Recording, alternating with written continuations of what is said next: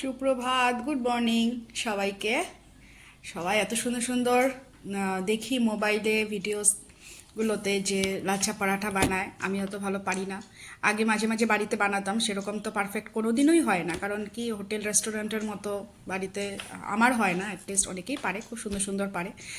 তো সেভাবে দেখে দেখে খুব এনকারেজ হই, ভাবি যে একটু ট্রাই করি। তো ট্রাই করতে গিয়ে ভাবলাম যদি হয় একটু মোটামুটি একটু শেপে আসে তবে অবশ্যই আমার ভিউয়ার্সদের সঙ্গে শেয়ার করব। আমি এখানে আটা আর ময়দা হাফ হাফ করে নিয়েছি, আর কসুরি মেথি আর নুন, একটুখানি রিফাইন তেল দিয়ে ময়ান করে তারপর আমি লেচি কেটে নিয়েছি আর কয়েকটা ফোল্ড করেছি, 4-5টা ফোল্ড। যত বড় রুটি ফোল্ডও অত বড়ই হয়।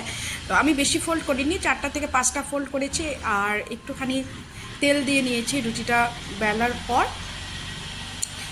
আর এইভাবে একটুখানি আমার মনে হয় যে এইভাবে যদি একটুখানি আমি চেপে চেপে নিই রোলটাকে, তারপরে যদি আমি মানে গোল করি লেচিটা বানাই, তবে মনে হয় আর একটু বেশি সুন্দর হয়। এটা সব কিছুই নিজের এক্সপেরিমেন্টের উপরে। তো এইভাবে আমি একটু চেপে চেপে হালকা হাতে রুটিগুলোকে বানাই আর তেল একটু দিয়ে নিই রুটিটার মধ্যে, তারপরে ফোল্ড করি। তো এইভাবে একটা একটা করে ভেজে নিচ্ছি আর মোটামুটি রোল হয়েছে আর লেয়ার্সগুলো একটু একটু করে বের হয়েছে। তো আগামী দিনে বলে না যে প্র্যাকটিস মেক্স পারফেক্ট, তো ওরকমই ব্যাপার।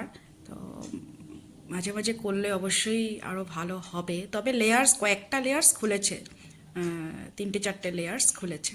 তো সঞ্জীব তো খেয়ে গেল, বললো যে এইভাবে বানালে নাকি খুব সফটও হয়, ভিতরে তেলটা থাকে কাজেই খুব সফট হয়। আমি নিজেও একটু খেয়ে দেখলাম, খাওয়ার টেস্ট সব একই থাকে, শুধু দেখার লেয়ার্সগুলো দেখতেই বেশি সুন্দর লাগে। তো আর্যর হোটেলের যেটা তরকারি সেটাই বানালাম, ওলকপি আলুর তরকারি আর রুটি।